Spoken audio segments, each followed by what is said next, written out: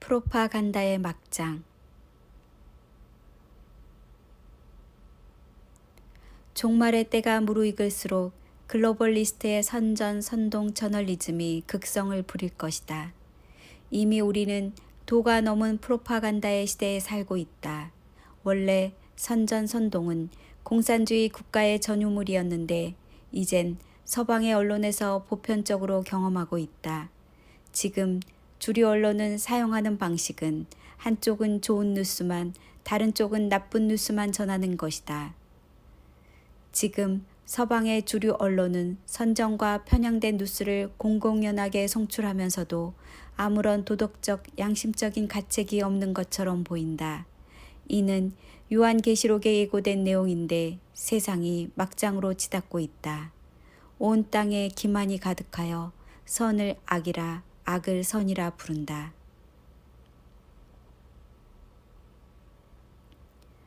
또 내가 봄에 개구리 같은 새 더러운 영이 용의 입과 짐승의 입과 거짓 선지자의 입에서 나오니 그들의 귀신의 영이라. 요한계시록 16장 13절. 또 짐승이 과장되고 신성 모독을 말하는 입을 받고 또 42개월 동안 일할 권세를 받으니라. 요한계시록 13장 5절. 불법자의 특징은 속이는 자요 거짓말하는 자인데 악의 삼위일체가 인류를 속이는 일에 동원된다. 어둠의 왕국을 건설하기 위해 인류를 기만하여 세계 인구를 감축하는 과제와 자유를 제한하고 통제와 감시 정부가 주행되고 있다. 그들은 사람들의 반응을 연구하며 얼마나 선동하기 쉬운지 알고 있다. 실제 사람들은 진실을 확인하지 않은 채 맹목적으로 가짜 뉴스에 자극되고 선동된다. 그런데 세계 페이크 뉴스의 소스는 백신과 전쟁에서 보듯 거의 미국이고 그들이 얼마나 편파적이고 타락했는지 알아야 한다. 우리는 이제 영적으로나 물리적인 차원에서 미국을 보는 눈이 달라져야 한다. 반미가 아니라 좀 더 객관적이고 냉철해져야 한다. 바이든만 해도 중국, 우크라이나, 러시아 등에서 부정한 돈을 챙기고 전쟁조차 방조하는 불의한 모습을 보여주고 있다.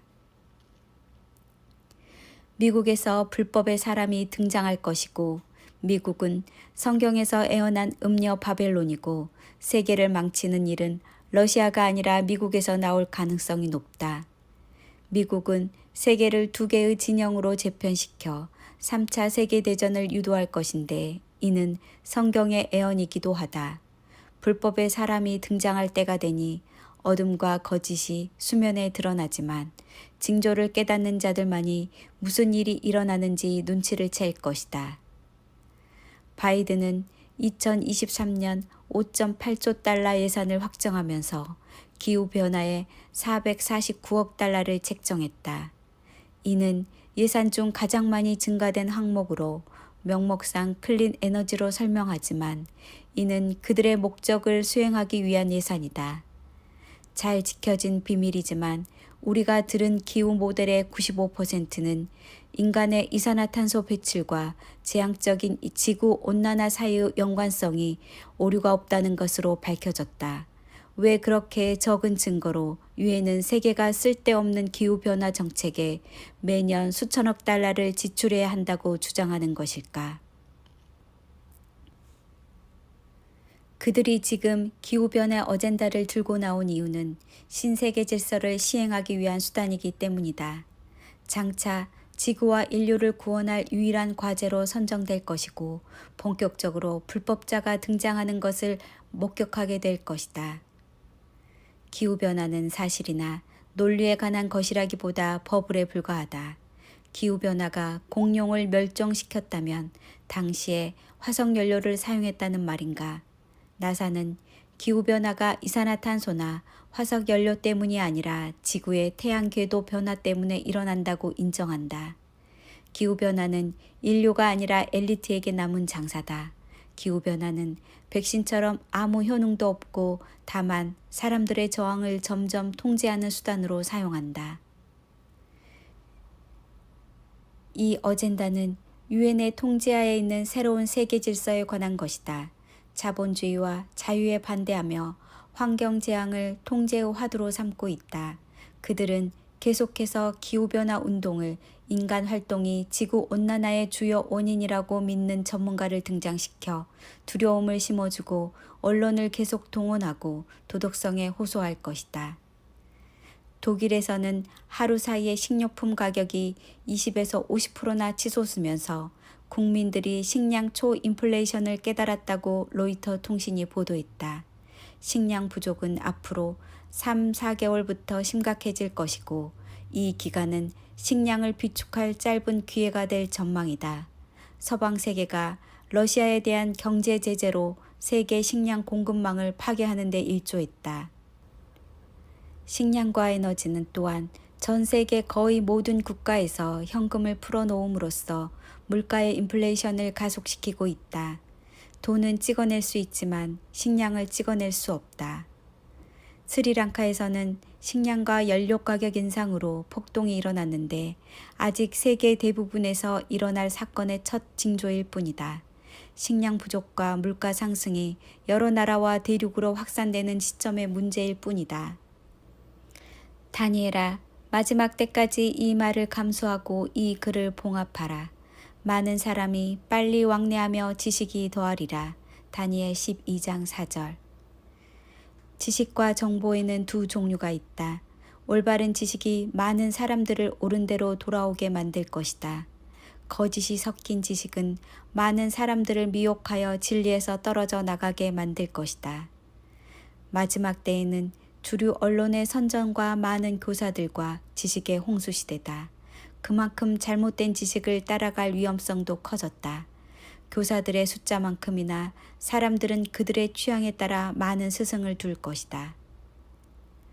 때가 이르리니 사람이 바른 교훈을 받지 아니하며 귀가 가려워서 자기의 사욕을 따를 스승을 많이 두고 또 그 귀를 진리에서 돌이켜 허탄한 이야기를 따르리라. 디모데후서 4장 3절에서 4절. 귀가 가려졌다는 것은 귀를 즐겁게 하는 것을 쫓아간다는 의미다. 그들은 하나님의 말씀인 진리에는 지루하고 귀를 기울이지 않는다. 거짓 지식은 그럴듯하게 포장되어 있다. 귀를 즐겁게 하지만 비진리는 축적되어 한번 세뇌된 지식은 씻어내기가 쉽지 않다. 축적이란 지식과 경험, 행위들이 특정 공간에 반복적으로 모여 누적되는 것을 말한다. 하나님의 말씀만이 진리이고 그리스도를 스승으로 두는 것만이 올바른 길을 갈 수 있다. 하나님을 아는 지식이 가장 고상합니다. 거짓 지식은 내가 치러야 할 희생이나 십자가 없이 공짜와 안락을 준다. 100% 거짓이 아니지만 80에서 90%는 진실을 말하다가 누룩이 5%나 10%가 섞인다. 그런데 5%, 10%가 문제를 일으킨다. 거짓은 악한 행실에서 돌이키게 하지 않는다.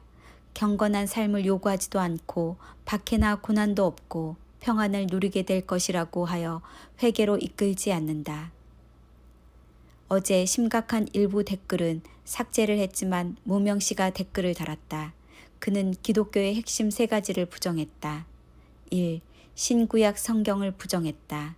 2. 예수 그리스도에 의한 유일한 구속을 부정하면서도 하나님의 속성이 왜곡된 창조주를 믿는다고 했다. 3. 창조와 심판, 천국과 지옥을 부정했다. 귀신의 처소에 별의별 내용들이 많다 보니 이런 거짓에 미혹되는 사람들도 있다. 무명 씨는 예수 그리스도를 통하지 않고도 그노시스로 구원을 얻을 수 있다고 주장했다. 욥기에서는 5명이 등장하여 왜 욥이 고난을 겪고 있는가에 대한 주제로 변론과 반론을 이어간다. 욥기에서는 기원전 약 2000년 전후의 아브라함 후대를 배경으로 하고 있다. 5명의 변론을 보면 그들의 지혜와 지식 수준이 상당히 높음을 알 수 있다. 욥이 겪은 특수한 상황과 절망감은 우리가 욥의 입장이라도 욥보다 더 처신을 잘할 자신이 없다. 욥에게 재앙이 내렸다는 소식을 듣고 위로하기 위한 3명의 친구가 찾아왔다. 욥의 상태가 얼마나 심각했던지 처음에 그들은 욥을 알아보지 못했고 7일 동안 아무 말도 할 수 없었다. 하나님께서 인정하셨던 욥은 당대에 흠이 없고 올바르고 하나님을 경외하며 악을 멀리하는 의인이었다. 욥이 재앙을 만난 후에도 현재의 처지에 탄식을 하지만 하나님을 저주하거나 그의 주권 자체를 부인하지 않았다.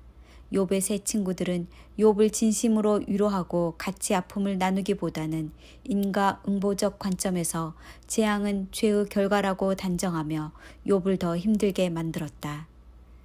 친구들의 변론은 욥이 만난 재앙에 대한 하나님의 속성을 토론하면서 한편으로는 흑백 논리로 욥을 정죄하는 오류를 범했다. 그들의 말이 다 틀린 것은 아니지만 그들의 말은 하나님의 섭리를 왜곡하는 중대한 실수를 범했다. 엘리바스는 가장 연장자답게 그나마 분별력이 뛰어났지만 불행의 근원을 죄로 보고 은근히 비난하였다. 수아 사람 빌닷은 욥이 자신을 의롭다고 주장하는 것에 처음부터 욥을 비난하는 말투로 책망하였다. 가장 나이가 어린 나아마 사람 소발은 예리하지만 오만불손하고 냉혹하게 욥을 죄인으로 몰아세웠다. 참관인이었던 엘리후는 세 친구보다 하나님의 주권적 섭리에 접근하지만 욥을 매정하게 비판한 것은 몰지각한 변론이었다. 욥은 비록 입으로 범죄하지는 않았지만 지나치게 자기 의를 내세우며 죽음을 갈망하고 하나님의 공의의 회의를 품고 회개하지 않았다. 다만 욥은 하나님의 응답을 갈망하면서 중재자가 나서서 그를 변호해 주기를 바랐다.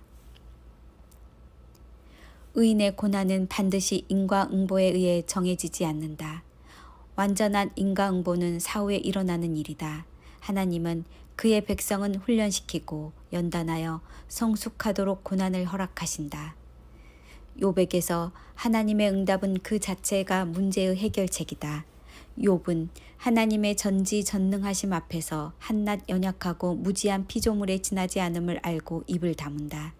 자신이 지혜와 지식이 있다고 생각하여 교만했던 욥은 하나님의 질문에 하나도 대답할 수 없는 무지를 깨닫게 된다. 욥은 마침내 자신의 무지함과 교만을 깨닫고 회개한다. 하나님 앞에서 분노를 쏟고 자신이 의롭다고 하는 교만한 자들은 회개하지 않는다. 욥을 정죄하고 하나님의 주권을 왜곡한 세 친구들의 변론에 대해서 하나님께서는 숫소를 7마리나 드려야 할 정도의 큰 죄로 다루셨다. 하나님께서는 가장 연장자인 엘리바스에게 숫소 7마리와 순양 7마리를 번제로 드릴 것을 명하나 내 종 욥이 너희를 위해 기도해 주어야 할 것을 지시하셨다. 이는 세 친구가 내 종 욥처럼 올바르게 말하지 않았기 때문이라 책망하셨다. 내가 너와 내 두 친구에게 놓아노니 이는 너희가 나에 대해 내 종 욥처럼 옳게 말하지 않았기 때문이다. 하나님의 속성을 무명시처럼 왜곡하는 것은 신성모독으로 하나님께서 세 친구에게 노하셨다. 욥에 대해서는 그의 교만과 분노를 책망하시면서도 내 종이라는 말을 사용하심으로 애정을 감추지 않으셨다. 사람은 연약한 면도 있지만 하나님께서는 때로 상대적인 관점에서 보시는 것 같다. 욥은 그 후 140년을 더 살았고 거의 200살까지 살았을 것인데 수명으로 보면 아브라함 시대일 것으로 예상할 수 있다. 욥은 역경을 당하기 전보다 고난을 통하여 하나님을 만났고 더 성숙되고 온전한 사람이 되었다. 욥의 세 친구도 하나님의 조건을 더 잘 이해했을 것이다. 욥기서를 읽은 세대들은 그들이 처한 고난과 역경에서 위로를 받았을 것이다. 욥의 이야기는 해피엔딩으로 끝났다. 우리가 욥기서를 읽고 교훈을 받아야 할 것은 사람의 말이 그럴듯하게 들릴지라도 하나님의 뜻과는 다르다는 사실이다. 욥은 우리가 얼마나 무지하며 작은 지식을 가지고 교만하여 진리를 왜곡하는지 깨닫는다. 알지도 못하면서 주님의 뜻을 가리는 자가 누구입니까? 또한 우리는 교사들의 헛된 지식이나 주류 언론의 선전에 쉽게 부하내동하지 않아야 한다. 교사들로 나선 사람들도 자신을 겸손하게 살펴야 한다. 알지도 못하면서 내 계획을 어둡게 하는 자가 누구냐? 하나님의 뜻을 왜곡하여 가르치는 일은 심각한 죄로 다루시기 때문이다. 유일한 길은 그리스도를 따라가는 것이고 절대적 진리는 그분의 말씀뿐이며 성령 안에서 그분의 인도하심을 겸손하게 구해야 한다. 아멘.